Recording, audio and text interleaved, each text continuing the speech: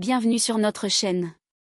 Aujourd'hui, nous vous dévoilons le résumé en avance de l'épisode 1111 d'Ici tout commence, diffusé le jeudi 13 février 2025 sur TF1. Un épisode où les tensions explosent et où le danger plane encore. Ce qui vous attend dans cet épisode. Billy sous le choc après avoir échappé de justesse à l'attaque de Romain Valdine. Est mis enfin libre, mais son combat contre son passé toxique ne fait que commencer. Tom et Billy face à leurs sentiments, est-ce vraiment la fin entre eux? Léonard a un tournant décisif. Doit-il partir pour un stage de rêve ou rester auprès de Maya? Les élèves en rébellion contre l'Institut, la confiance est brisée, et ils comptent bien se faire entendre. L'arrestation de Romain Valdine, un piège est tendu pour enfin le stopper. Anaïs et Milan veulent une Saint-Valentin parfaite, mais Carla vient tout gâcher. Un épisode riche en émotions, où rien ne se passe comme prévu. Accrochez-vous et découvrons ensemble tous les rebondissements. Dans cet épisode de Ici tout commence, après l'accident avec Romain Valdine, Billy se retrouve à l'infirmerie, encore sous le choc. Elle a quelques contusions, une côte fêlée, et une douleur persistante qui la rappelle sans cesse à ce qu'il s'est passé. Constance prend soin d'elle. Avec une douceur infinie, elle lui change son pansement, vérifiant que tout cicatrise correctement. Les urgences t'ont prescrit des antalgiques. Prends-les si la douleur devient trop forte. Billy hoche la tête, mais elle n'écoute qu'à moitié. Elle ne pense qu'à une chose. J'ai hâte que Valdine soit retrouvée. Elle aimerait que tout soit fini, que cette ombre qui plane encore sur elle disparaisse à jamais. Constance, toujours aussi attentive, voit bien que Billy est troublée, perdue. Alors, elle lui fait une proposition. J'ai une amie psy. Je peux te donner son numéro. Ça pourrait te faire du bien de parler. Billy hésite. Elle ne sait pas si elle est prête à mettre des mots sur tout ça, mais elle sait aussi qu'elle ne peut pas tout garder pour elle. Elle prend le papier avec le numéro inscrit dessus et le glisse dans sa poche. Elle verra plus tard. Tom à l'infirmerie, un moment suspendu. Alors que Constance finit de s'occuper d'elle, Tom arrive. Il pousse la porte de l'infirmerie prudemment, comme s'il hésitait à venir. Quand il voit Billy allongé sur le lit, les yeux fatigués, quelque chose en lui se brise un peu. Il ne pensait pas la voir dans cet état. Billy le regarde, surprise, puis tente un petit sourire. Je suis encore en vie. Tom ne sourit pas. Il s'avance, s'assoit à côté d'elle, puis l'observe en silence. T'as eu peur pour moi, demande Billy, mi-curieuse, mi-taquine. Tom baisse la tête, souffle doucement. Tu crois quoi? Son ton est plus doux. Plus fragile qu'elle ne l'aurait imaginé. Elle sait qu'il lui en veut toujours, qu'il n'a pas oublié tout ce qui s'est passé entre eux. Mais à cet instant, c'est comme si tout ça n'avait plus d'importance. Elle est en vie. Et il est là. Anaïs hésitante, la Saint-Valentin est-elle trop cliché pour Milan? Avec la fête des amoureux qui approche, Anaïs réfléchit à une manière de marquer le coup. Mais elle doute. Elle se tourne vers Enzo, cherchant un avis sincère. Tu crois que Milan aimerait fêter la Saint-Valentin? J'ai peur qu'il trouve ça trop niais. Elle sait que Milan a un côté discret, pas forcément très démonstratif, et elle ne veut pas le mettre mal à l'aise avec une célébration trop cliché. Enzo hausse un sourcil, amusé. Tu te poses trop de questions. Demande-lui, et tu verras bien. Une belle surprise, Milan est partant. Finalement. Anaïs prend son courage à deux mains et évoque le sujet avec Milan. Et contre toute attente, il est totalement partant. Bien sûr qu'on fête la Saint-Valentin. Et pourquoi paraît la coloc? Un sourire éclaire le visage d'Anaïs. Elle ne s'attendait pas à une réponse aussi enthousiaste. Non seulement il ne trouve pas ça niais, mais il veut aussi marquer le coup à sa manière. Le couple est plus amoureux que jamais. Ils veulent une soirée simple mais mémorable, dans un cadre qui leur ressemble. Et surtout, ce sera un moment rien qu'à eux. Loin de la pression de l'Institut. Après tout ce qui s'est passé, après les blessures, les trahisons, la peur, Billy sait qu'elle doit parler à Tom. Elle ne veut pas fuir. Alors, quand elle le retrouve, elle prend une grande inspiration et s'excuse. Je suis désolée, Tom. Je n'ai jamais voulu te faire souffrir. Tom l'écoute, mais son regard reste dur. Il a tellement encaissé. Trop. Puis, après un silence pesant, il pose la question qui le hante. Tu penses qu'il n'y a plus rien entre nous? Billy ne répond pas tout de suite. Son cœur se serre, parce qu'elle sait que ce n'est pas aussi simple. Elle baisse les yeux. Je pense que j'ai besoin d'un peu de temps pour moi. Tom serre la mâchoire. Il comprend. Mais ça ne veut pas dire qu'il accepte. Parce qu'au fond, il y a une question encore plus douloureuse. Il finit par souffler, plus hésitant cette fois. Et moi? Tu m'aimes toujours autant? Billy relève les yeux vers lui, mais elle reste silencieuse. Parce qu'elle n'a pas encore la réponse. Parce qu'elle ne sait plus si leur histoire peut survivre à tout ça. Léonard face à un choix déterminant, partir ou rester? Léonard ne peut plus garder ça pour lui. La proposition du chef Laurent pour un stage de 3 mois à Bordeaux est une opportunité incroyable, mais il ne peut s'empêcher d'hésiter. Alors, il en parle à Malik. C'est une vraie chance. Mais j'ai peur que Maya le prenne mal. Il sait que leur relation est encore fragile, qu'ils ont traversé des épreuves compliquées. Et il craint que son départ ne mette encore plus de distance entre eux. Malik hausse un sourcil, perplexe. Maya, mal le prendre? Franchement, je pense qu'elle voudra surtout que tu fonces. Maya cache ses émotions, mais la douleur est là. Quand Léonard parle enfin à Maya, il est nerveux. Mais contre toute attente, elle sourit. C'est une opportunité de malade. Elle l'encourage sans hésiter, lui disant qu'il doit absolument accepter. T'as bossé pour en arriver là, c'est pas le moment de douter. Léonard sent un poids se lever de ses épaules. Il la remercie, soulagé qu'elle comprenne et le soutienne. Puis, il part. Mais dès qu'il quitte la pièce, le sourire de Maya disparaît instantanément. Elle fixe le vide, son cœur lourd. Sa gorge nouée. Elle ne veut pas qu'il parte. Elle aurait aimé lui dire qu'elle va trop mal en ce moment, qu'elle a besoin de lui, qu'elle ne sait pas comment elle va gérer son absence. Mais elle ne veut pas l'empêcher de vivre son rêve. Alors, elle ravale ses émotions. Et elle reste seule avec cette tristesse qu'elle refuse de montrer. Une rébellion éclate en plein cours. Les élèves n'ont plus confiance en l'institut.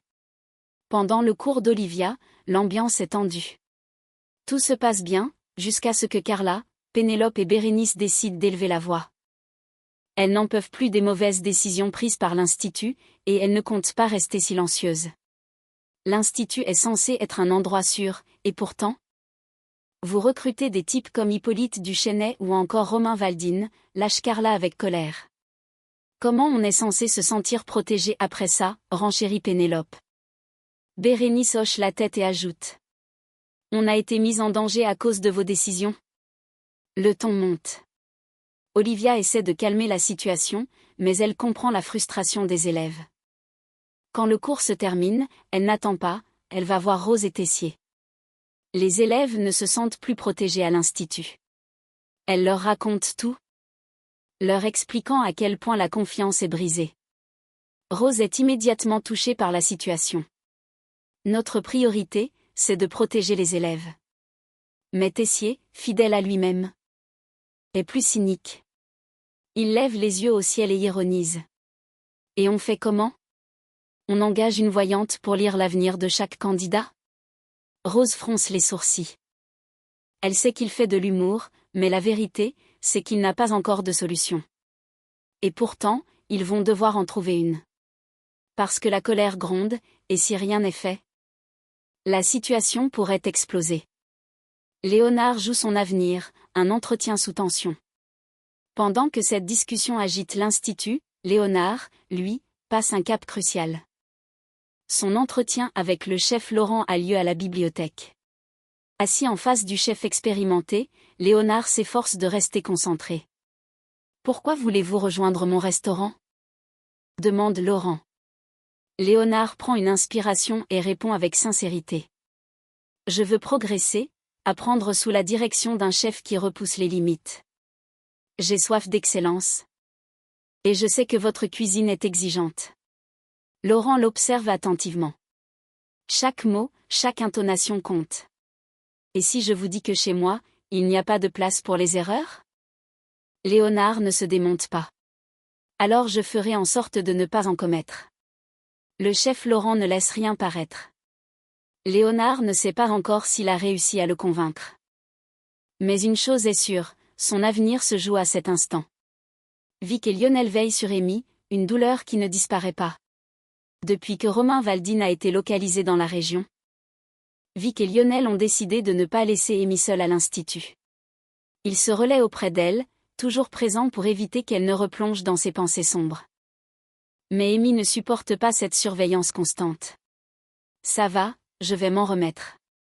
Elle veut croire qu'elle est plus forte que ça. Qu'elle peut juste tourner la page et passer à autre chose. Mais au fond, elle sait que ce n'est pas si simple. Elle déteste Romain. Elle sait ce qu'il lui a fait subir. Mais pourtant, elle pense encore à lui. Elle n'ose pas le dire directement. Mais elle finit par l'avouer à Lionel. C'était vraiment fort, ce qu'il y avait entre nous. Lionel la regarde longuement, puis lui dit une phrase qui la trouble. C'est un peu comme une addiction.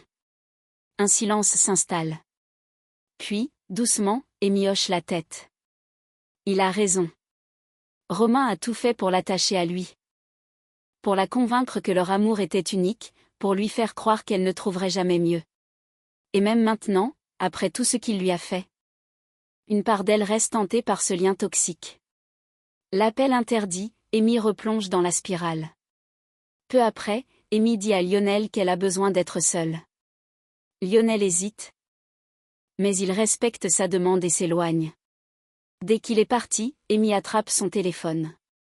Elle fixe l'écran pendant un moment. Elle sait que ce qu'elle s'apprête à faire est une erreur. Mais elle ne peut pas s'en empêcher. Elle appelle Romain. Le téléphone ne sonne qu'une seule fois avant qu'il ne décroche. Sa voix est calme, presque douce.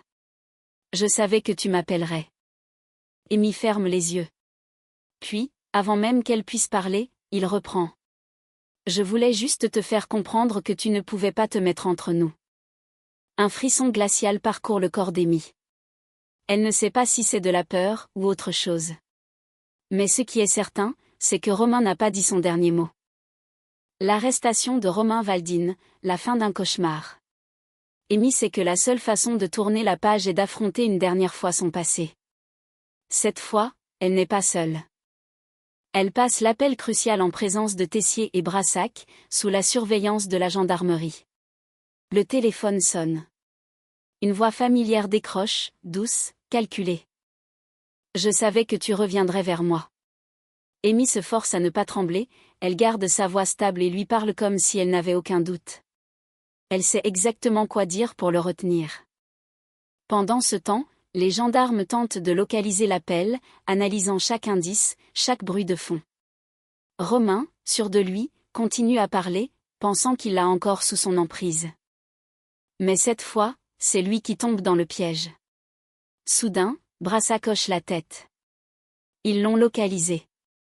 Quelques minutes plus tard, la confirmation tombe. Romain Valdine est arrêté.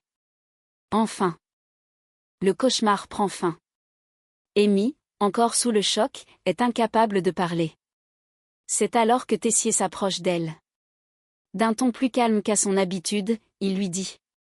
Ce que tu as fait. Ça demande beaucoup de courage. Pour la première fois, Amy sent qu'elle peut respirer à nouveau. La surprise de Carla gâche le plan parfait d'Anaïs.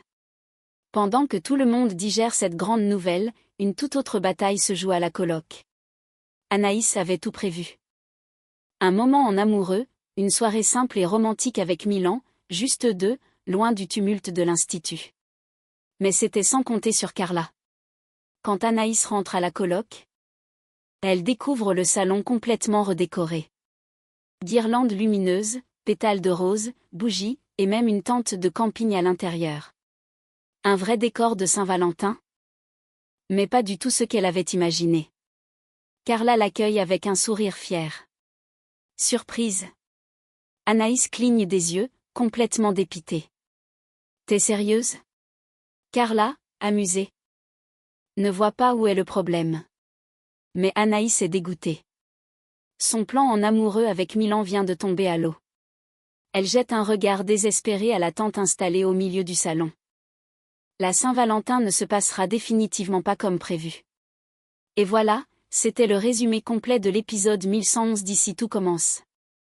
Un épisode où les tensions s'apaisent enfin avec l'arrestation de Romain, mais où de nouvelles complications apparaissent. Que pensez-vous du retour de flamme entre Tom et Billy? Léonard doit-il partir à Bordeaux? Et surtout, Anaïs va-t-elle pardonner à Carla pour son coup de théâtre à la coloc? Dites-nous tout en commentaire. Si vous avez aimé cette vidéo, pensez à liker, vous abonner et activer la cloche pour ne rien manquer des prochains spoilers et théories sur Ici tout commence. Merci d'avoir regardé. Et on se retrouve très vite pour encore plus de révélations sur Ici tout commence. À très bientôt.